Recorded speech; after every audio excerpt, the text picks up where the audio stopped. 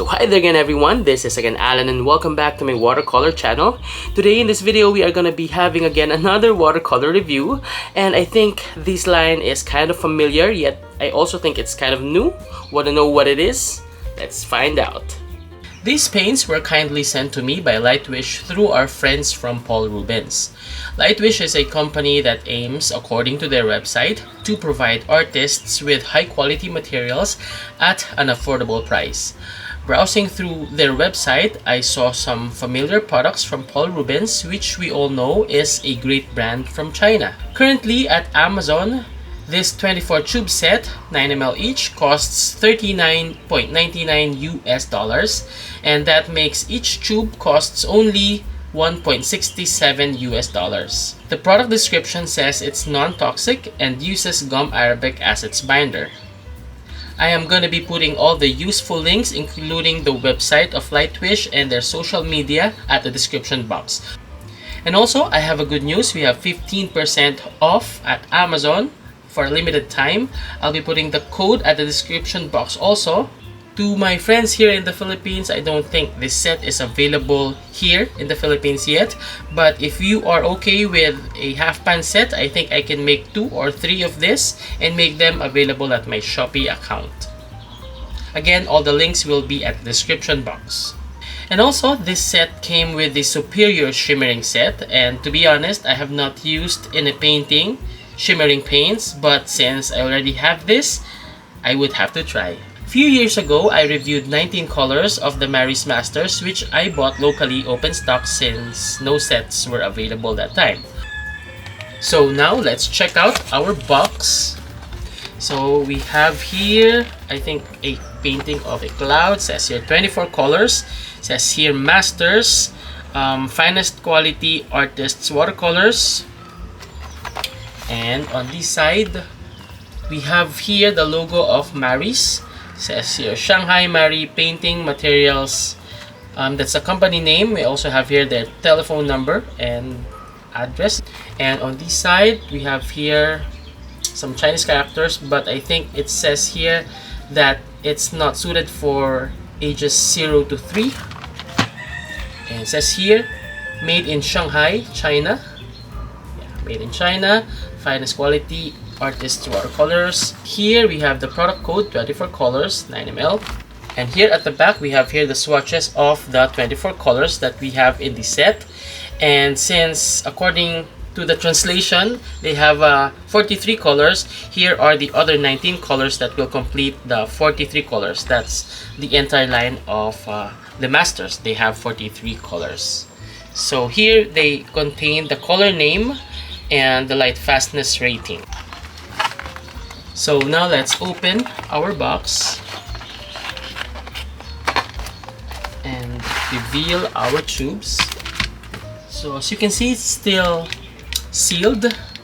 I saved the unwrapping for you guys, and you can see the paints are placed in this paper tray and still covered with cellophane. And we have here sort of a tag, brand tag. So with my palette knife, let's remove the plastic. And you know, this is just so satisfying to do. And there is the Maris brand code or whatever. And I remember the Sky Palitra also does this. And here are our tubes. They look so good. So now let's take a look at an individual tube. And I remember before when I reviewed the Maris Masters, I mentioned that I believed that the tubes were made out of plastic, but no, it's aluminum. And yeah, it is aluminum. I can feel it. And also the lid is plastic, and in front we have here, it says Watercolor. It says here ultramarine, that's the color name. We have here 4 stars, that stands for the light fastness rating. I think 4 is the highest. And we have here the pigment code. Thankfully, it's PB29. We have here the pigment code, and it says here Masters, and it says here 9 ml Colures de Aquarelle Watercolors. And we have here again the company information. And we have here the brand name, Maris. So Lightwish is sort of, I think, the distributor at Amazon. And we have here the AP logo, so it confirms to the standards. Now, let's compare our 9ml Maris Masters tube against the other tube sizes that we have from other brands. First, let's compare it with the 5ml from Winsor & Newton Professional. We also have here 10ml from Sennelier. We also have here 14ml from Winsor & Newton again.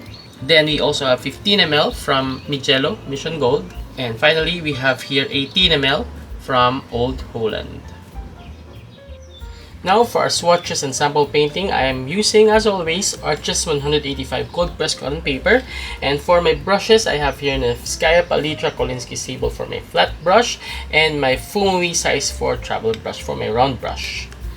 Now we are done dotting down our paints, and I'm glad to announce that I did not encounter any binder pigment separation issues, so kudos to that. First color, we have white using PW6, and of course this is expected to be more on the opaque side. It's titanium white. Next we have lemon yellow, and it uses PY3, and PY3 is Hansa yellow. This color is so far more on the opaque side, and it's vibrant. Next color is cadmium yellow hue using PY154 and PY83. Benzimidazolone yellow, PY154 is in top 40 pigments of handprint, so I'm happy about that. PY83 is diarylide yellow. Next color, we have cadmium orange. It's also a hue. I just forgot to write hue because it's using PO73 and PY154. These are not the real cadmium pigments because cadmium orange is PO20. And also for cadmium yellow hue, it uses alternative pigments PY154 and PY83. Original cadmium pigment is PY35. But back to cadmium orange hue, it's using PY154 and PO73. PO73 is also included in top 40 pigments of handprint. Color is vibrant, it's alive, but it's also more on the opaque side. By the way, next color is cadmium red hue. So it's good that they're specifying its hue, meaning they're using imitation pigments of the original pigment that is usually toxic or more expensive. So they're using PR255 instead of PR108, the genuine cadmium pigment. So PR255 is Pyrrole Scarlet. I also love this pigment. It's included in my palette. This one is more on the transparent side. I think this is semi-transparent, but you can see opacity in the mass tone of the colors so far. Next color is Crimson using PR149 Perilyn Scarlet. I love this hue, and its light fastest rating is very good, so that's 2, and it's like blood in my opinion, and it's transparent. Next, we have alizarin crimson using PR206. Yes, the discontinued pigment PR206. And I'm happy to see this pigment here. This is a cooler version of PR206. PR206 is quinacridone maroon, and it's rated as 2 by ASTM and I believe excellent by handprint. Next, we have Permanent Rose using PV19 and PR122. It's interesting that they combined these two rose pigments to make this color, Permanent Rose. PV19, of course, is quinacridone rose, and PR122 is quinacridone magenta. Both are also included in top 40 pigments. Purple Red is our next color using PV19. So this version is, I think, the standard quinacridone violet by appearance, and also it's very smooth and I think it's transparent. Next color, we have Brilliant Purple using PV23 or Dioxazine Violet, and my god, this is just so deep. I don't think it should be called Brilliant Purple because it's not brilliant, it's deep. Next, we have here Ultramarine using PB29, so it's genuine Ultramarine PB29. I think it has granulation but not strong. Next, we have Cobalt Blue, and this should also be called a hue because Genuine cobalt blue pigment is PB28, and they're using here a combination of PB15, PB29, and PW6 to achieve the cobalt blue color. This color is actually beautiful, but I'm not sure if it's close to cobalt blue color. Next color, we have sky blue using PB15. This color reminds me so much of Daniel Smith's manganese blue hue using also PB15, if I remember correctly. I think they processed phthalo blue pigment to achieve this lightness. I don't think it has white because I think it's leaning more closely to the transparent side, and I'm happy about that. Next, we have Prussian blue PB27. It's very deep and yeah, a usual or a standard Prussian blue color. Next, we have here PG7 Viridian, and this is actually phthalo green blue shade, because genuine Viridian is PG18, and this is a standard hue of PG7. It's deep cool green. Next, we have phthalo green PG36. So yes, this is really phthalo green, but it should be phthalo green yellow shade to be specific, because it's PG36. And yes, also a standard version of PG36. Next is emerald green using a combination of PG36 and PY3. It actually looks close with phthalo green PG36. I guess they added just a small amount of PY3 to get this color. I think they should have added more yellow to make it more versatile, but yeah. Next color is sap green using PG7 and PY154 and PR101. And I love this version of sap green. It's very muted, reminds me so much of maybe Sennelier's version. Next, we have here yellow ochre using PY42, which is synthetic yellow iron oxide, and it's opaque, of course, as expected. Next, we have burnt sienna using PR101 and PY142. I would be happier to see only PBR7 or any single pigment for my earth colors, but yeah, it's achieving the hue of burnt sienna here, so I won't complain. Anyway, PR101 and PY42 are reliable pigments. Next is burnt umber. Again, they combined two pigments here. They combined PBR7 and PY42, and yes, they're achieving burnt umber color here successfully, so I can't complain. And also, I think it's leaning towards the transparent side. Next, we have raw umber using PBR7 and PY42 again, but you can see the difference between burnt umber and raw umber. Raw umber is grayer and yellower, so I think there's a bigger percentage of PY42 here. Next is PBK9 Ivory Black. It's a warm black as expected. It's standard hue, I think. And lastly, we have Payne's Gray using PBK7 and PB29. So you are seeing here some sort of granulation because of PB29, and it's not very blue version of Payne's Gray. I think it's leaning towards the neutral side of the grays, and that's okay for me. So now, while we are waiting for our swatches to dry, let's now proceed to our sample painting. And for the sample painting, I have chosen only 5 colors. I have here sap green, I have here also ultramarine, crimson, burnt umber, and cadmium yellow hue. I'll be speeding up the process through clips, so if you have any questions, please just put it at the comment box. So let's begin.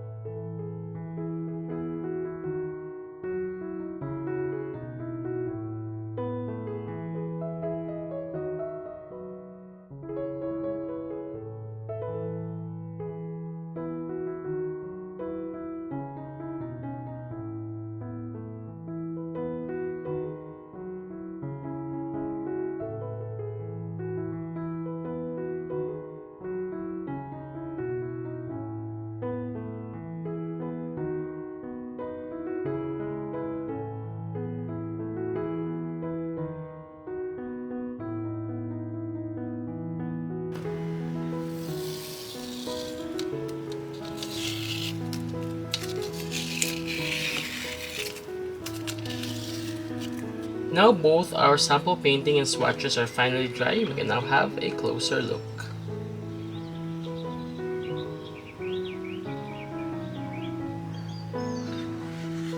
And so now for our overall review, let's begin with the color selection. So here we have 1 white, 2 yellows, an orange, 4 reds, 2 violets, 4 blues, 4 greens, 4 earth colors, a black, and a gray.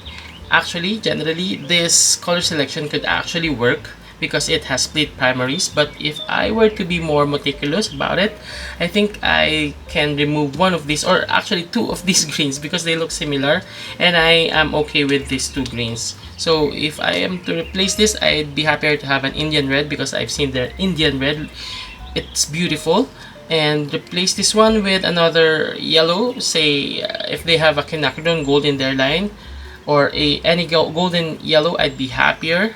And the rest is okay. Some would complain to have white, but I'm okay with it. And when it comes to the saturation, I think it's obvious that these paints are very saturated. The colors are popping, so no problems about that. I think they're also pigmented enough.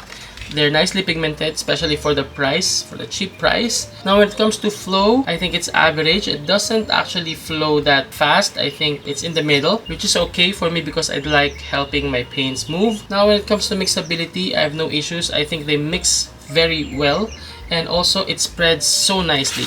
Do you see that sky? I used a PB29 ultramarine in the sky, and despite the fact that PB29 is a heavy pigment, see how smoothly, how evenly the colors or the paints lay on the paper. So I'm happy about that aspect. Now when it comes to texture, in mass tone they can get a bit patchy, but in washes, when you slowly add more water in it, the better the paints become. They're super good in washes. And at first I thought they don't have, much texture, except for of course the ultramarine and the paints gray and cobalt blue that contains PB29. Of course they have granulation, but when I did the sample painting, the texture and the character came out, so it's surprising. It's positively surprising for me, and I'm happy about that also. I am also happy to say that I think all of the colors are reliable. When it comes to light fastness, I checked handprint.com website. Most of the colors are included in Bruce's top 40 pigments, so it's a plus. And I think the only color here that is not very good or excellent when it comes to light fastness is PB27, only because it's varying across brands, and it fades in light and regains its color in the dark. So yeah. Also, I'm not really a fan, by the way, of PB27, but a lot of you like it, so it's okay. I like actually the hue, the color of Prussian blue, but I don't like its unpredictability. I'm also happy to see PR206 here, because I heard before that PR206 is now already discontinued, but the fact that I'm seeing here now only proves that it's not discontinued in the side of the earth where these paints are created. So PR206 is also a reliable and beautiful pigment, so I'm happy to see it here. Now when it comes to transparency, when the paints were still wet, I think majority of the colors were on the opaque side, semi-opaque. But when they dried, I think majority have become semi-transparent. And the colors that remained opaque are of course white, yellow ochre, lemon yellow, cadmium yellow hue, cadmium orange hue, and cadmium red hue. Also cobalt blue, emerald green can also be semi-opaque. Now to check how well these paints adhere on paper, let's rub a sheet of napkin, and if we get traces of pigments in our paper, then that could mean these paints are chalky, or yeah, they simply just don't adhere well on paper, and we don't like those kinds of paints. So let's see. No, we did not get any traces of pigment, so that means these paints are adhering well on paper and that they're not chalky. So I'm happy about that as well. And now again for our favorite portion, the comparison portion. Let's now begin with a set of paints that are, I think, less performing as compared to the Mary's Masters from Lightwish. So let's begin with the student grade paints, of course, with Simbalayon watercolors. We also have the Dong A Creative, the Jovi Aquarella. We also have the Best Buy, which I misplaced. We also have the Sterling Arts watercolors, the Faber-Castell solid watercolors, the Sakura Koi pocket-filled sketchbox, the Giorgione watercolor cakes, Reeves watercolors, the Maggie Wap Basics watercolors, Montmartre Two Seasons. We also have the Mary's watercolors, in tubes. This is the pan. So these are lower grade, the school or student grade versions of Mary's. What we had was the Mary's Masters, so I think that's their highest or their professional grade. Then we also have the Faber-Castell in tubes, the Pentel watercolors, fine, the Art Ranger watercolors, the Berkeley watercolors. Then we also have the Pebeo Studio watercolors, the Lefranc and Bourgeois Louvre watercolors, Prang watercolors 2007. Then we have the Prang 2019, the Renaissance watercolors, the Pelican transparent watercolors. Then we have here Owen watercolor cakes, the Owen watercolors in metal case. Then we also have here two sets from Japan, the Sakura matte watercolors and the Sakura Koi watercolor in tubes, the Simi Art solid watercolors. And we also have the Miya Himi solid watercolors, the Koh-i-Noor Anilinki brilliant watercolors, which are dye-based.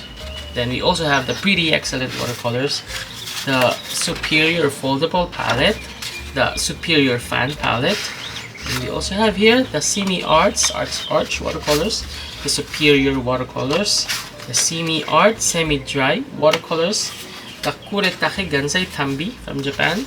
And we also have the Grumbacher Academy, the Gutsai Chinese painting pigments, and the Winsor & Newton China. Now our next set of paints are still student grade paints, but I think they're very comparable to Mary's Masters watercolors. At least my satisfaction is almost on the same level. But of course, since Mary's Masters are, I think, professional grade, I think I still would be a bit more biased for Masters. So we have here Mel Young watercolors. We have also the Kiao Mei watercolors. I think they're very comparable. Then we also have the Sonnet watercolors, the Winsor Newton Cutman, and the Van Gogh 12+3 half pans. Now let's proceed to the professional grade watercolors. And our first group of professional grade watercolors are, I think, less performing as compared to the Mary's Masters from Lightwish. Let's begin with the Brewster Artists watercolors. I'm siding on Mary's Masters because the pigments at the Masters are more reliable. They don't have fugitive pigments in Mary's Masters, in this set at least. Next we have the Lucas Aquarelle. I think it's obvious visually that the Masters are more vibrant and pigmented. Next is the Primatech Tropicals and the Mongyo Professional Watercolors. And the issue for this, why I am siding with Mary's, is because the pigment selection is better. No fugitive selection in our Masters. And finally, the Wichitrong Watercolors by Silpacorn. The colors of Masters are just more punchy. I think they're also a bit cleaner, but I still have bias for the Ultramarine and Burnt Sienna of Wichitrong. Now our next three professional brands are, I think, comparable with the Mary's Masters watercolors, or at least my satisfaction is at the same level. So of course we have here the Mary's Masters watercolors that I got open stock. Of course they're very comparable because they're just the same paints, but we have different color selection here. I think yeah, I have here PR 254, which is cadmium red tip, which I don't have here. And then we also have here Indian red, which I was wishing to have in this set, and also indigo. Yeah, I prefer actually indigo over Payne's gray. It looks more Payne's gray than the Payne's gray of Mary's Masters. But yeah, they're basically just the same paints. And also we have Viburnum Art. I still cannot actually choose which one is better. Price wise, I'd go for Masters, but I think Viburnum Art are, I think, bit cleaner, smoother. And also I love PV16. The presence of PV16 in this set is just amazing. And finally, the Kukuyu Kamlin Camel watercolors. Now I can't complain that they don't have pigment codes because they already have pigment codes in their website. But yeah, I just can't deny the fact that their colors are really beautiful, although some of the pigments in their entire line are fugitive. I cannot deny the fact that the basic colors are really beautiful, like the burnt sienna and French ultramarine. But yeah, I think I'm satisfied in equal level for these two sets. Now our final sets are the professional grade paints that are, I think, better performing as compared to the Maris Masters watercolors from Lightwish. Let's begin with Paul Rubens watercolors. The Paul Rubens florals in tubes. Yeah, this is a half-pan set. Then we have the Paul Rubens 4th generation. Actually, the Paul Rubens from tubes, this set and this one, I think are very comparable.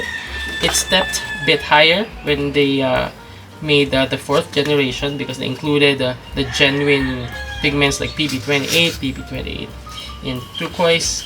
We also have the Isaro extra fine watercolors, the Blocks extra fine watercolors. Then we have the Utrecht Artists watercolors. Then we also have the Rembrandt Luxury Pocket Box, the Egal Johanni watercolors, the Core watercolors, White Knights tubes, Winsor & Newton Professional watercolors. Then we also have the Holbein watercolors, Micello Pure Pigment Set. Then we have the Schminka Horadam Aquarelle. Then we also have finally the Daniel Smith watercolors. So now, if you are to ask me, would I recommend the Maris Masters watercolors from Lightwish? My answer is a definite yes. I would definitely recommend this set to those who would like to transition from school grade paints or student grade paints to professional grade paints, as these paints are very affordable for its quality, and I think they could easily fall to entry to mid-level professional grade paints. They are not using genuine cadmiums and cobalt colors. If you are, avoiding those toxic pigments, then this is very ideal. And also the absence of those pigments, I think, is one of the reasons why these paints are affordable, aside from the fact that they are made in China. If you are a professional artist who is on a budget, then this paint is actually perfect for you. And if you would like to use this on commissioned works for paintings to be displayed or to be sold, I think you can use this because I checked all the pigments and the rating of light fastness of the pigments are good. It's either very good or excellent. You can also double check at handprint.com or artistcreation.com these pigments that they have here. And actually, it's better if you can perform your own light fastness test to be more confident in using these paints professionally. But if you are using this on sketchbooks or coloring books, then these paints are actually fine. And yeah, I think this is really a good deal. $40 US, and you have 24 beautiful colors, tube colors, 9 ml each. Pigment selection is good, color selection is good, very good to excellent when it comes to light fastness. What can you ask for? So that's my honest review. I'm not sponsored, I'm not paid to do this, and yeah, I always tell the good and the bad in every product. But yeah, I think this is a good deal. Again, to Lightwish, to Paul Rubens, and to Karin, thank you so much for your continued trust in my reviews and in my opinions. Thank you for sending these paints to me, and yeah, I really appreciate it. So I think that's all for the Maris Masters from Lightwish review. If you're new to my channel, please do subscribe to my channel, and also please don't forget to like and share this video to show support. Again, this has been Alan, thanking you for watching this video and reaching this far. Again, thank you so much. Bye bye.